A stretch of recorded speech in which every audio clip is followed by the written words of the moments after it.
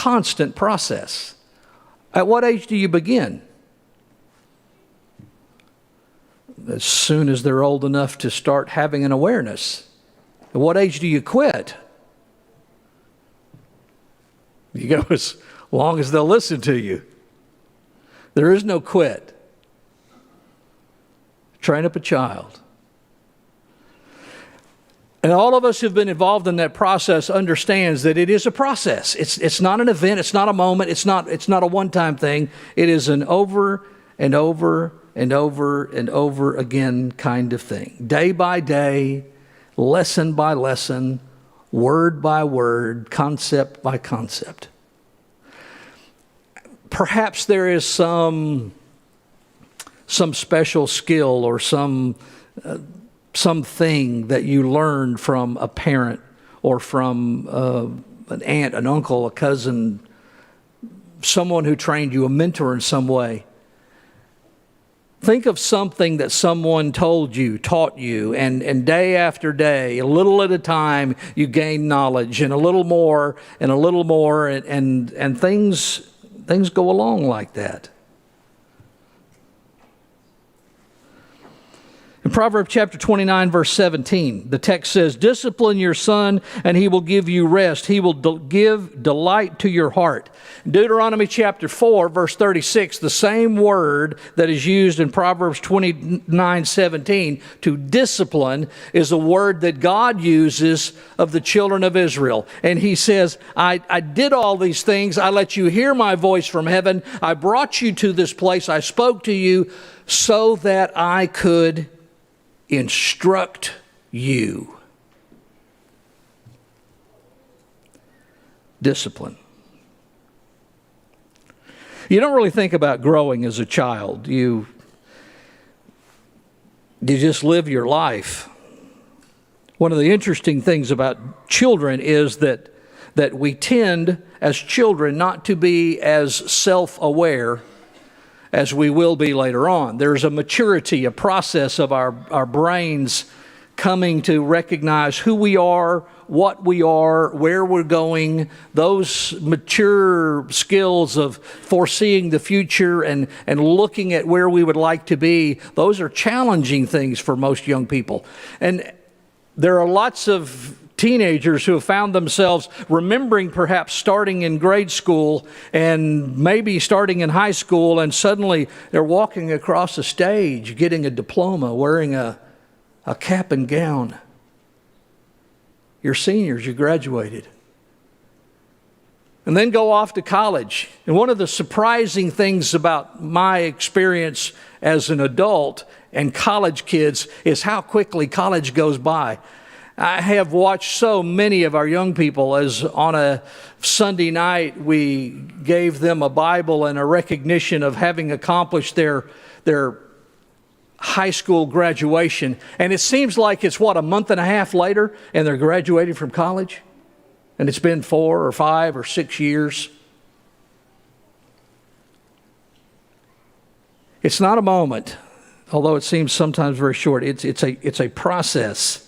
You don't think about growing, but gradually you're a graduate, and then you've made a college choice, and then you take those courses, and one course, and then another course, and then a term paper, and a research, and this, and a process, and then you got a diploma, a degree, and then a job, and then several years of seniority, and all those things go along, and that's the process of us becoming adults. And then it's not a line, it's not a moment, it is a piece at a time. Even the Apostle Paul, talking about in Acts chapter 18, verse 3, working with Ananias and Sapphira, working not with Ananias and Sapphira.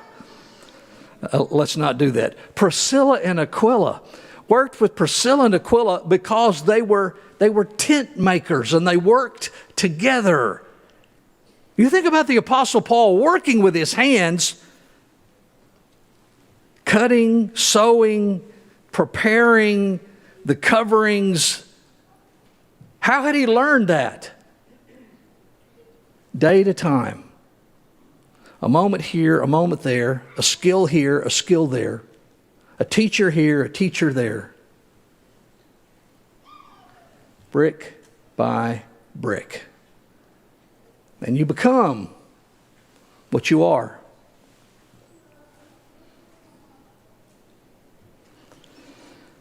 Number 3, let's talk about relationships. Relationships, one of the challenges of life. Do you have any childhood friends? Are you still friends? There may be some that you've maintained a relationship with over the years. For most of us, they fall away. Why? Well, aging has something to do with it. The changes in our location definitely has something to do with it. We're going to be different because of time, but it's not something that just happens. We don't have a best friend, a friend in high school or college, and we just decide, I'm just through with that friend. Bear a little lighter when there are others to help us, when we are hurting, when we have trouble, when we have issues in our lives where things are not going as we want. There's a value to those relationships. And how do we develop those?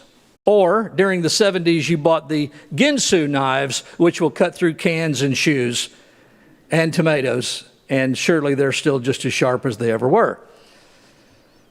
Yes, I'm being a little facetious there. All right, so you take that knife and you get a stone, usually. Sometimes you can use a sharpening iron, but we typically now use a stone instead of iron. But if you took 2 pieces of iron, if you started sliding that metal against one another, what would happen to it? I got a trailer from my sister that belonged to my brother-in-law. You don't really recognize, but the end result is something that you can detect. Our relationships either make us better or make us worse. The Proverbs writer says we can make each other better as iron sharpens iron, but it's a slow, over and over, an imperceptible process, but with good results.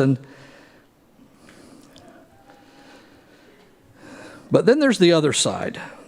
We have the good part of relationships that begin and go. What about the bad things?